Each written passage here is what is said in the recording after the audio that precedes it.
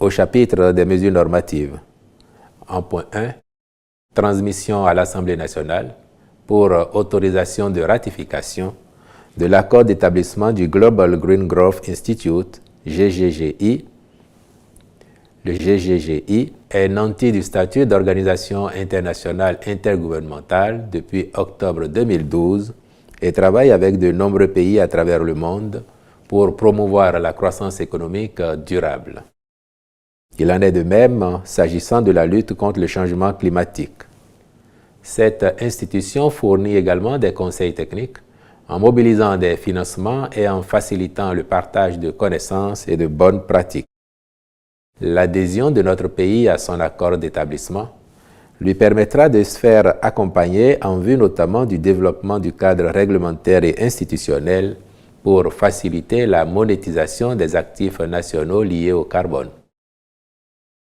En point 2, création de l'Académie logistique de Ouidah et approbation de ses statuts. Pour faire efficacement face aux défis sécuritaires en Afrique, et plus particulièrement dans notre sous-région, une plus grande professionnalisation des armées est requise, notamment à travers le renforcement de capacités des personnels en matière de logistique. À cet effet, notre pays a engagé des discussions avec des partenaires européens en vue de la mise en place d'un centre de formation répondant aux normes et standards internationaux.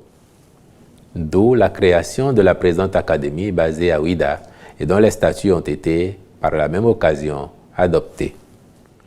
Elle sera ouverte au personnel des forces de défense et de sécurité, ainsi qu'au personnel civil spécialisé dans une des fonctions de la logistique.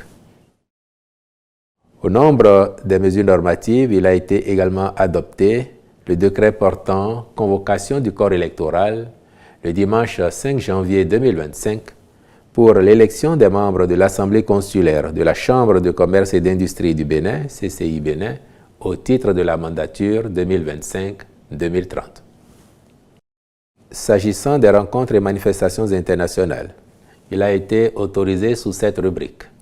La célébration au Bénin, le 5 octobre 2024, de la 31e Journée mondiale des enseignants, de même que l'organisation au Bénin, du 2 au 4 octobre 2024, de la 19e réunion des ministres chargés des télécommunications, TIC, digitalisation et de la poste de la CEDEAO.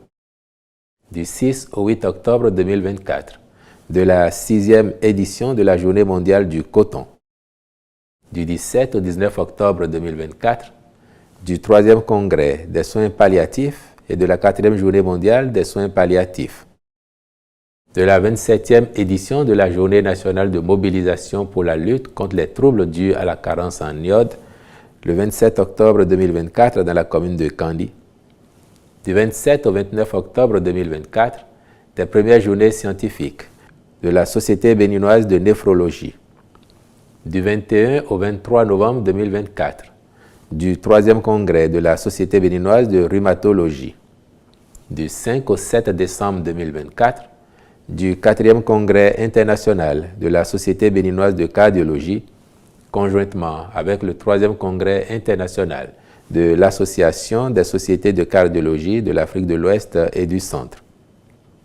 Il a été, par ailleurs, autorisé la participation du Bénin au séminaire d'orientation à l'intention des membres africains élus au conseil d'administration du Bureau international du travail à Abidjan, en Côte d'Ivoire, du 9 au 11 octobre 2024, à la 53e session ordinaire du conseil d'administration de l'École inter-État des sciences et médecine vétérinaire de Dakar, prévue du 21 au 25 octobre 2024 à Yaoundé, au Cameroun.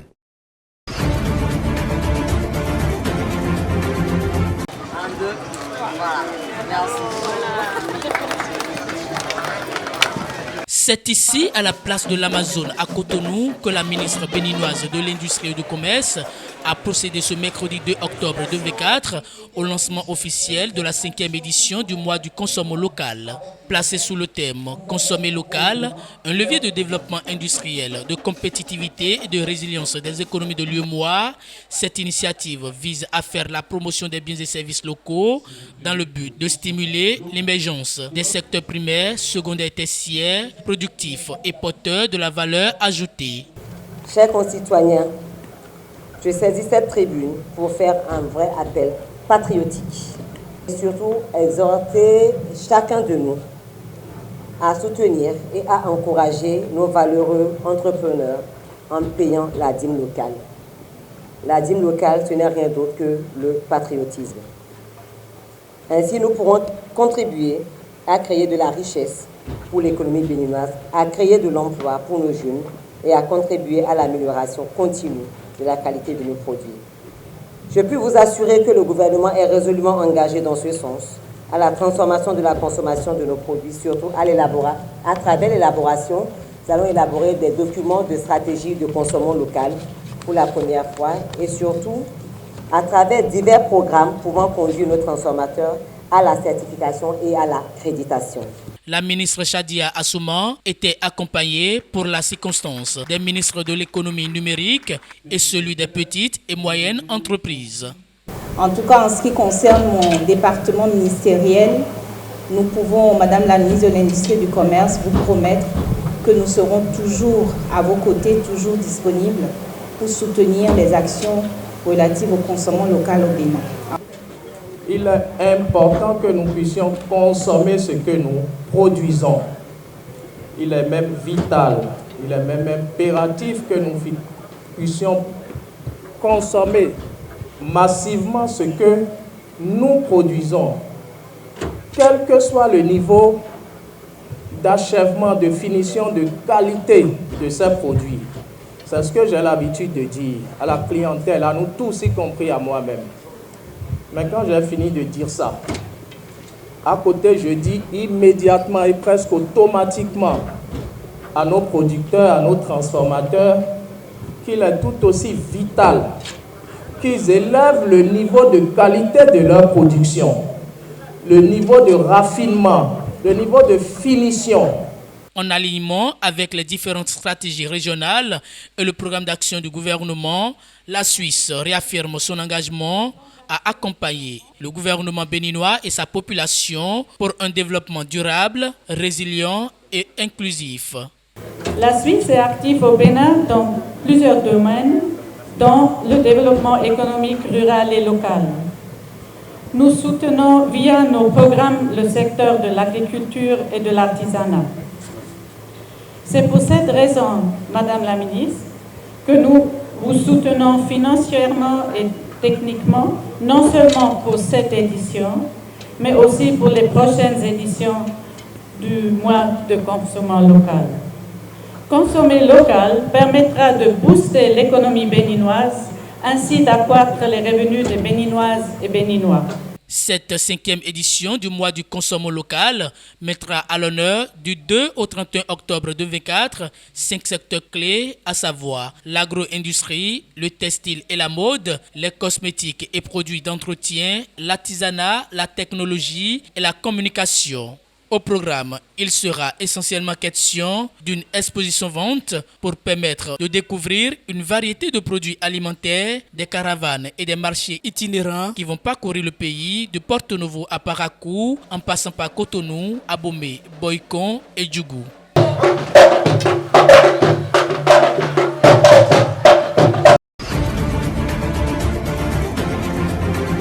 Je vais être clair. Avec moi, le Parlement de la CEDEAO va lire tous les rapports d'audit. Le Parlement de la CEDEAO va émettre des avis. Mais en plus, moi-même, je vais partager avec vous ce que les rapports d'audit disent. Ah oui, parce que les rapports d'audit, c'est pour vous, citoyens ouest-africains, pour vous dire, est-ce que les chefs d'État ouest-africains gèrent bien l'argent que vous leur avez confié? Est-ce que le Parlement de la CEDEAO gère bien votre argent? Vous comprenez pourquoi on veut m'assassiner? Vous comprenez pourquoi on coupe la télévision du Parlement pour éviter que ces choses-là soient dites? Voilà ce qui se passe à la CEDEAO. C'est la lutte entre deux visions. Une vision conforme à vos intérêts, vous mes frères et sœurs ouest-africains, et une vision totalement opposée. pour les intérêts de politiciens, pour les intérêts de chefs d'État, pour qu'ils durent à la tête de la CEDEAO. Voilà les deux CEDEAO qui se font face. À vous de dire, quelle est la CEDEAO que vous préférez? Quelle est la CEDEAO que vous soutenez? Et je vous encourage, s'il y a des choses dans ma posture que vous trouvez ne pas être bonnes, que vous trouvez ne pas être fidèles à vos intérêts, n'hésitez pas à me le dire. Parce qu'un député, c'est ça. Il parle en votre nom et vous avez le droit de le gronder. Vous avez le droit de tirer les oreilles à un député. Bien sûr, vous avez le droit de lui tirer les oreilles pour lui dire, député de la CEDEAO, vous ne me représentez pas suffisamment, faites ceci, faites cela. Je ne vais pas en dire plus, mais les choses ne vont pas s'en arrêter là.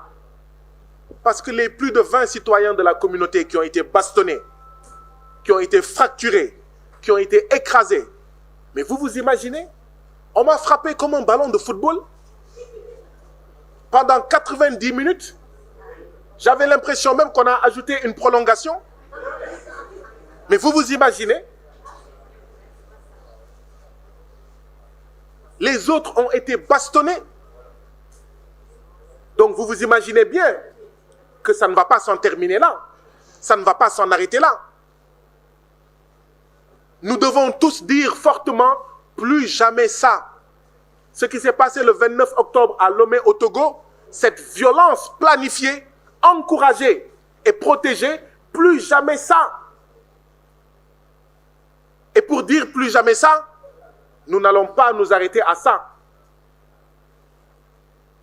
La police togolaise n'a qu'à faire ce qu'elle veut, c'est pas grave. L'État togolais n'a qu'à faire ce qu'il veut, c'est pas grave. Mais le dernier mot revient toujours au peuple.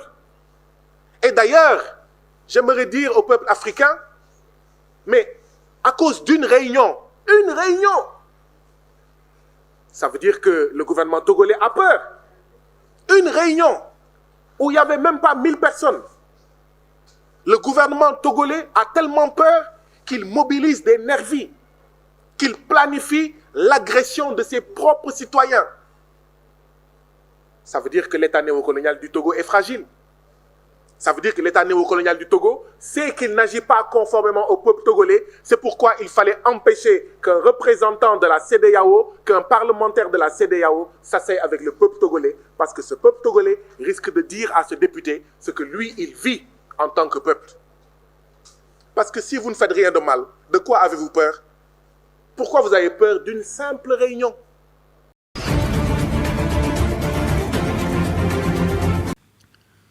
Dans le domaine du logement et de l'urbanisme, des actions significatives ont été entreprises par le lancement des projets de construction de logements sociaux dans plusieurs grandes villes afin de répondre à la demande croissante de la population urbaine. Ces projets incluent le renforcement des infrastructures urbaines pour répondre à la croissance démographique et assurer des conditions de vie dignes pour les citoyens. La valorisation du capital humain, levier principal du développement, se concrétisera par la mise en œuvre d'actions prioritaires en faveur du système éducatif, telles que la construction d'infrastructures scolaires et universitaires, en particulier à travers le programme Simandou Academy, ainsi que le renforcement des stratégies visant à réduire les disparités, notamment celles liées au genre. Nous poursuivrons également l'amélioration de la fourniture d'électricité, tout en mettant un accent particulier sur les infrastructures routières. La construction et l'aménagement des pistes rurales et d'ouvrages d'art dans toute la région. Autant d'impératifs pour consolider le processus de décentralisation. Chers compatriotes, nous devons entretenir notre sens élevé de patriotisme et cultiver davantage la fraternité, la solidarité et le vivre ensemble pour concrétiser notre ambition commune de bâtir une nouvelle Guinée. J'exprime ma profonde gratitude aux pays amis, aux partenaires techniques et financiers et à toutes les communautés étrangères dont le soutien constant renforce notre mouvement déterminé vers le développement.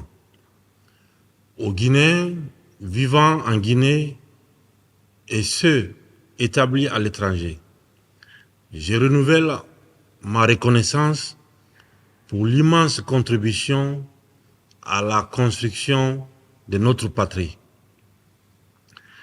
Je vous exhorte à rester mobilisés et engagés pour la réussite de cette refondation. L'avenir de notre pays dépend de notre capacité à transformer les défis en opportunités. Je suis convaincu qu'avec l'appui de chacun d'entre vous, la Guinée brillera non seulement le berceau de la liberté africaine, mais aussi comme un modèle de développement et de prospérité.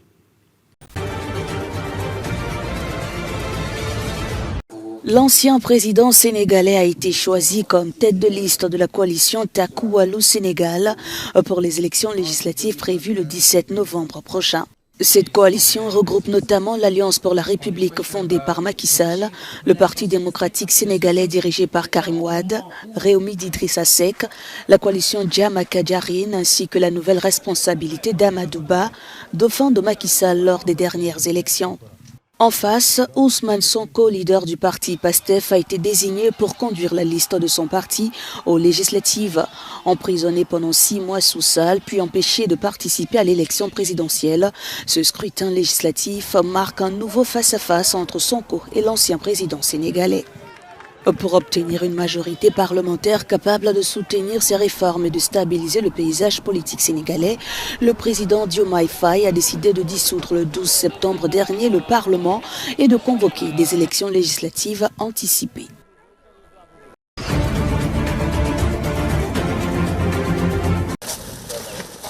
Fixé à 1500 francs CFA le kilo en avril dernier, le prix du cacao est de nouveau en hausse. Le gouvernement ivoirien a décidé d'une augmentation de 20% du prix d'achat de la fève aux planteurs du pays, atteignant le montant record de 1800 francs CFA, mais la nouvelle mesure ne convainc pas les agriculteurs. Le président de l'association des producteurs de café-cacao de la Côte d'Ivoire a déclaré que ce nouveau prix ne reflète pas la réalité du marché mondial. Pourtant, avec cette hausse, les autorités ivoiriennes estiment pouvoir couvrir les besoins des producteurs de cacao et promettent en plus de financer la couverture maladie universelle à près d'1 million d'agriculteurs. Outre l'insatisfaction du prix, les producteurs ivoiriens affirment également être confrontés à de nombreux autres défis, comme le vieillissement de plusieurs vergers et les ravages d'une maladie sur leurs plantations. Le gouvernement a également annoncé une hausse du prix d'achat du café, fixé à 1500 francs CFA contre 900 l'année dernière. En Côte d'Ivoire, le cacao représente environ 1 million d'emplois et fait vivre 5 millions de personnes selon les autorités.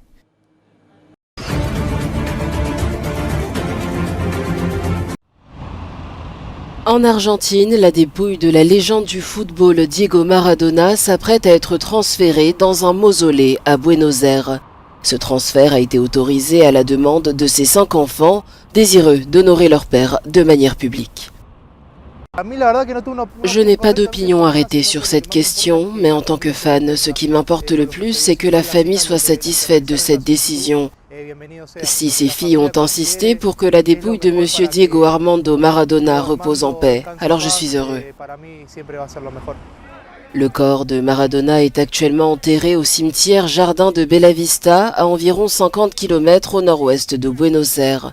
Un panthéon baptisé M10 Memorial est en cours de construction dans le quartier chic de Puerto Madero, un lieu où ses enfants et ses fans pourront lui rendre hommage. Pendant ce temps, 8 personnes, dont des médecins et des infirmiers, seront jugées pour leur rôle présumé dans la mort de Maradona, survenue en 2020, à l'âge de 60 ans.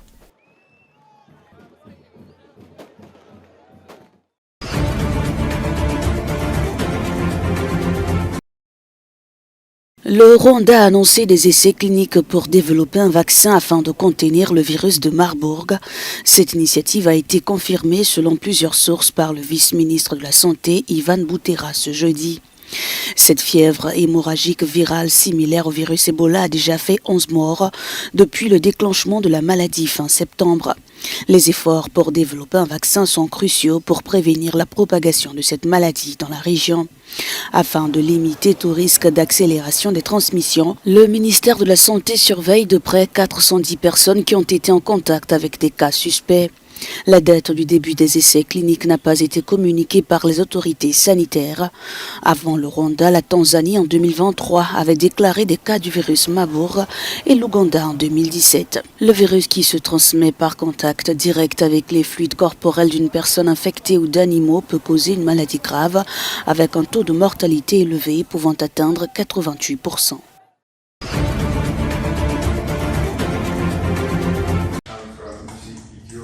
45 personnes sont mortes noyées dans le naufrage de bateaux transportant des migrants au large de Djibouti. Selon l'Agence des Nations Unies pour les migrations, les navires ont coulé en pleine mer Rouge après être partis du Yémen. 310 personnes étaient à bord. À l'approche des côtes djiboutiennes, les passeurs ont forcé les occupants des bateaux à débarquer au milieu de la mer.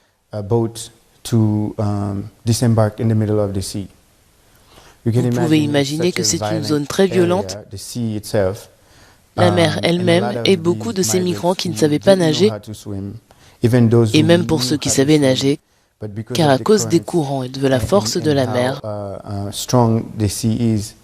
un grand nombre d'entre eux ont péri.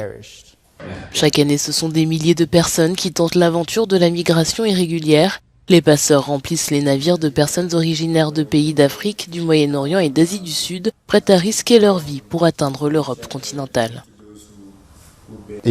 S'il n'y a rien qui les attend chez eux, ils risquent de reprendre la mer dans quelques mois. Et c'est ce que nous ne voulons pas qu'ils fassent. Nous ne voulons pas qu'ils prennent des risques, qu'ils risquent leur vie. Comme vous le savez, la migration est une bonne chose. C'est ce qui fait de la civilisation ce qu'elle est. Elle crée des pollinisations croisées, des possibilités et un espace pour les innovations, mais il faut le faire de la bonne manière.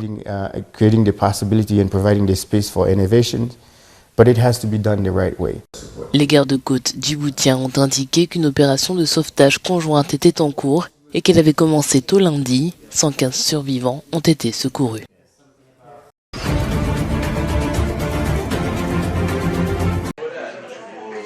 Après avoir marqué l'histoire au Sénégal, Aliou Cissé, sélectionneur de l'équipe nationale de football, quitte les Lions de la Teranga.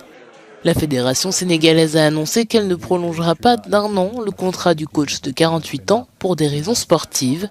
Une décision surprenante qui intervient la veille de la révélation de la liste des sélectionnés pour les éliminatoires de la CAN 2025 contre le Malawi les 11 et 15 octobre. Aliou Cissé a offert à l'équipe sénégalaise leur première CAN en 2021 au Cameroun. Arrivé par les Olympiques en 2012, il avait pris l'équipe titulaire en main en mars 2015. Les décideurs locaux vont vite devoir trouver un staff intérimaire.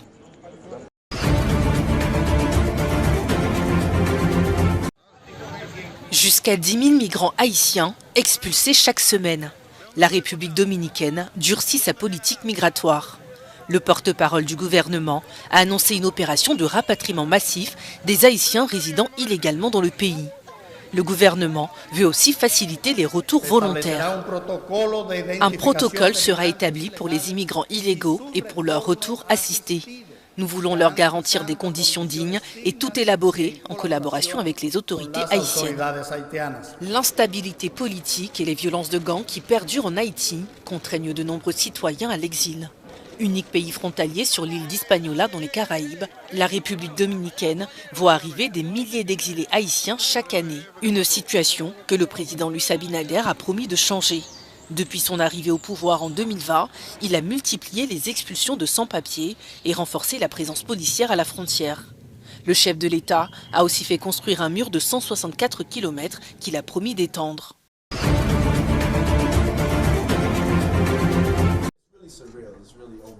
Alors que le magnat du hip-hop, Sean Diddy Combs, attend son procès pour trafic sexuel, un avocat a déclaré mardi qu'il représentait 120 accusatrices portant des allégations d'inconduite sexuelle contre le rappeur. Tony Busby, avocat de Houston, a déclaré qu'il s'attendait à ce que des actions en justice soient intentées dans le courant du mois prochain. Vous devez savoir que ce groupe est composé à parts égales d'hommes et de femmes. Il y a 60 hommes et 60 femmes qui se sont joints à nous pour poursuivre ces plaintes en tant que plaignants. Dans ce groupe, 62% s'identifient comme afro-américains, 30% comme blancs et le reste comme hispaniques ou asiatiques. Les actes reprochés s'inscrivent dans un cadre temporel très large. Le comportement en question s'étend de 1991 à cette année 2024. Si vous vous demandez pourquoi il y a tant de victimes présumées, la réponse est là. Nous parlons de plus de 25 ans de ce type de comportement. Plus de 3000 personnes auraient contacté le cabinet de l'avocat de Houston. D'autres dossiers sont encore en cours d'examen. Les abus présumés ont eu lieu principalement lors de fêtes organisées dans différents États, au cours desquelles les personnes ont reçu des boissons additionnées de drogue.